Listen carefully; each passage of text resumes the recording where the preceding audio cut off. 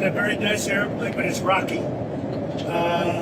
Any questions? We had some great economic numbers come out. As you know, we're doing very well economically. A lot of factories are being built all over the country and all of that, but very strong numbers came out. Go ahead. Can you give us an update on what took place in South Korea today, these talks between the U.S. and the Ukrainians? We're going along. We're going along well. We want to stop people from being killed. Doesn't have much to do with us, but I'd like to see if we can save a lot of souls. A lot of people are being killed. Last month, we had 27,000 people killed in that ridiculous war that should have never happened. It would have never happened if I were president. Have you spoken with BO and Wickoff since I have, yeah. I've spoken to them, and they're doing well. Ukraine's got some difficult little problems. They have some difficult problems. But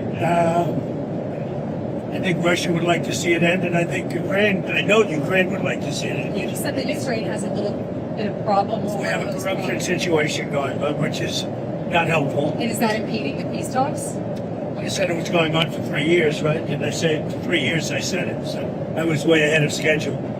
But I think that there's a good chance we can make a deal. Mr. President, on Venezuela, can you tell us more about why the airspace above Venezuela should be considered closed? Because we consider Venezuela to be not a very friendly country. They sent millions of people, really, and probably a number in excess of that. And a lot of those people shouldn't be in our country, from jails, from gangs, from drug dealers, from all of the people that came into our country shouldn't have been in our country, causing a lot of problems. Does your warning, and drugs. Does your warning mean that an airstrike is imminent, or should we not read it that way? Don't read anything into it. The New York Times reported that you had a phone call with Maduro. Did you? I don't want to comment on it. The answer is yes. And can you tell us a little bit? No, I can't do that. Would you say it went well? No, I wouldn't say it went well or badly. A phone call. Yeah. Can you talk a little bit about the strikes and the controversy around Secretary of Defense Pete Hegseth? I don't know anything about it. He said he did not say that, and I believe him. So you don't know if there was the two men? The second strike to kill the two men. He said he didn't do it. He said he never said it. Would you be okay with that if he did? He said he didn't do it, so I don't have to make that decision. You're still It's public. so clear how you want to keep drugs out of the U.S. Right. Can you explain more about why you would pardon a notorious drug trafficker? Well, I don't know who you're talking about. Which Juan Fernando Hernandez. Well, I was told, I was asked by Honduras, many of the people of Honduras, they said it was a Biden setup. I don't mean Biden. Look, Biden didn't know he was alive, but it was the people that surround the Resolute desk, surround Biden when he was there, which was about very little time. And the people of Honduras really thought he was set up, and it was a terrible thing. He was the president of the country. And they basically said he was a drug dealer because he was the president of the country. And they said it was a Biden administration setup. And I looked at the facts and I agreed with them. What evidence did you share that he was set up and that he wasn't? When you take a look, I mean, they could say that you take any country you want. If somebody sells drugs in that country, that doesn't mean you arrest the president and put him in jail for the rest of his life. President, can I just clarify? Do you think the U.S. That includes this country, okay? To be honest, I mean, if somebody does something wrong, you put the president of the country in jail. They said it was a Biden setup. It was a Biden administration setup. And you have a big race going on this week, next week. I think it's going to be a very important race. It'll be interesting to see Honduras. That's what you're talking about, right? Correct, yes. Yes, ma'am.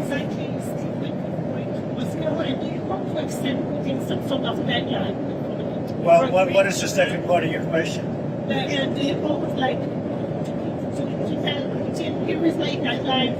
I don't have a deadline. I have a deadline when the war is over. And hopefully the war is going to be over. 27,000 people killed last week. 27,000 over the last 3 or 4 weeks. 27,000 people killed. That war should end. Just for clarity, on the Venezuela boat strike, if there were a second strike that killed people even in the first strike, are you thinking that would be legal? Number one, I don't know that happened. And Pete said he did not want them. He didn't even know what people were talking about. So we'll look into it. But no, I wouldn't have wanted that. Not a second strike. The first strike was very lethal. It was fine. And if there were two people around, But Pete said that didn't happen. Does that make you? I have great Are confidence. you saying there's no second strike? I don't know. I'm going to find out about it. But Pete said he did not order the death of those two men. Do you have any concerns about how those boat strikes have been carried out at all?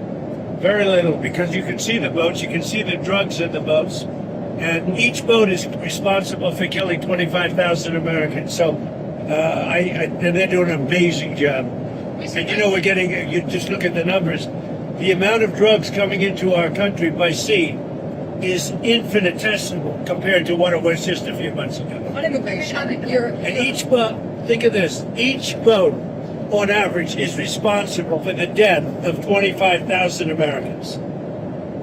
on immigration, your administration made a lot of moves throughout the last few days after we know that Afghan national is the suspected shooter of these National Guardsmen. People that shouldn't be in our country. That's right. So you announced that asylum. And that includes Somalians and it includes plenty of others. How long does your administration plan to pause asylum into the U.S.? I think a long time. Can you give any? We don't want them. We don't want those people. We have enough problems. We don't want those people. Is that a year, 2 years? No time limit. And then But it could be a long time. you said We that. don't want those people. Do you understand that? I understand. You understand it? I understand. Who are you with? I'm with News Nation. So Okay, my name's News Christine. Nation. News Nation. Great. Thank Let you. me just say something. We don't want those people. Does that make sense?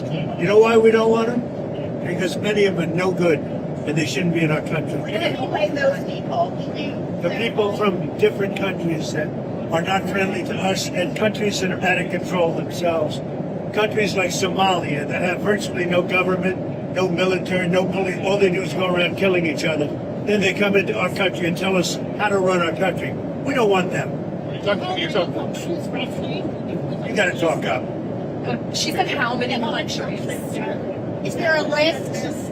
Well, I guess we gave you 19, right? And it's probably more than that. Is that what you mean when you mean third world countries, those 19? No, I don't think they're all third world, but in many cases they are third world. They're not good countries. They're very crime-ridden countries. They're countries that don't do a good job. They're countries that don't register from the standpoint of success. And we frankly don't need their people coming into our country telling us what to do.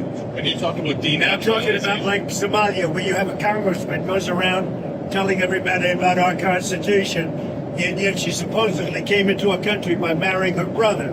Well, if that's true, she shouldn't be a congressman, and we should throw her the hell out of our country. Top of that, in that same post you mentioned Tim Walz, and you called him what many Americans do find inoffensive or retarded. Do you stand by that claim of calling Tim Walz retarded? Yeah, I think there's something wrong with it. Absolutely, sure. Because you don't need You have a problem with it? You know what? I think there's something wrong with him.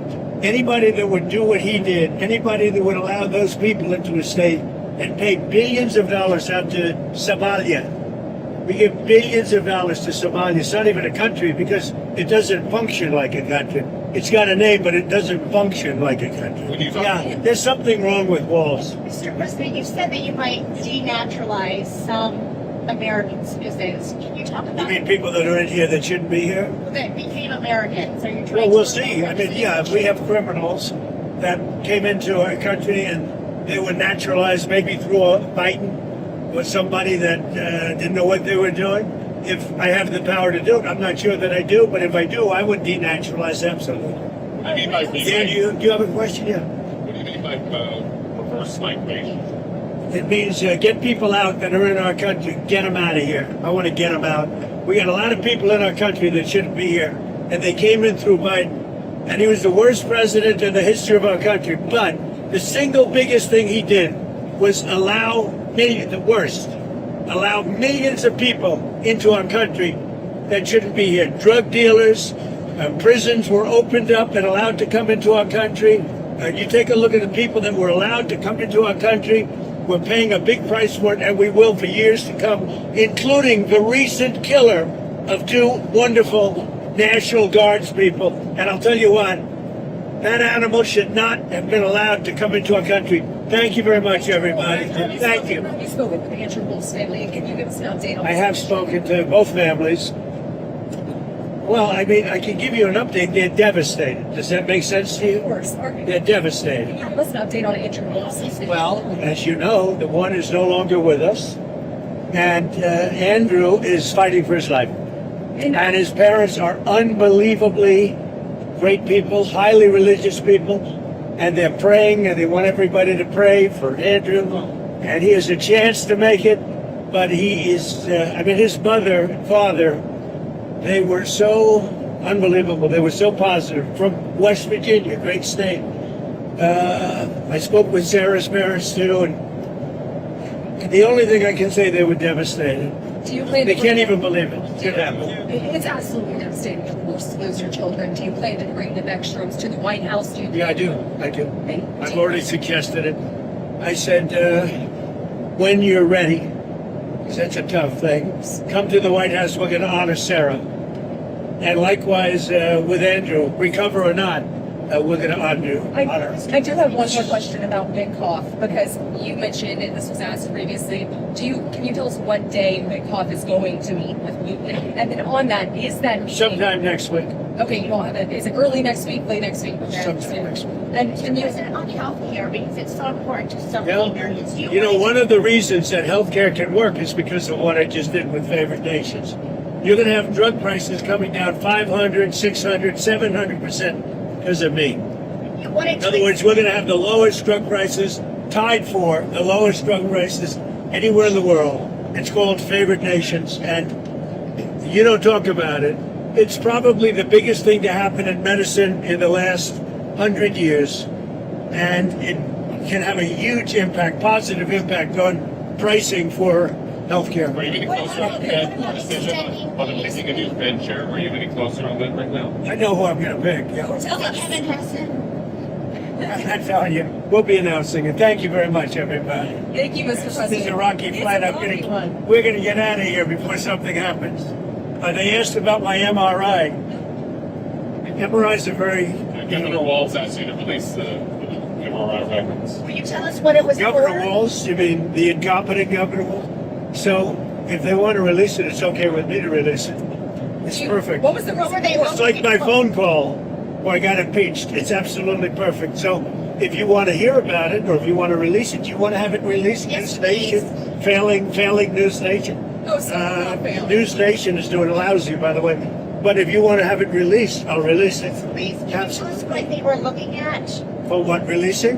No. What part of your body was the MRI looking I at? have no idea. It was just an MRI. What part of the body? It wasn't the brain, because I took a cognitive test and I aced it. I got a perfect mark, which you would be incapable of doing. Goodbye, everybody. Thank You you, too. Mr. President. Thank you, Mr. Thank you, President. sir.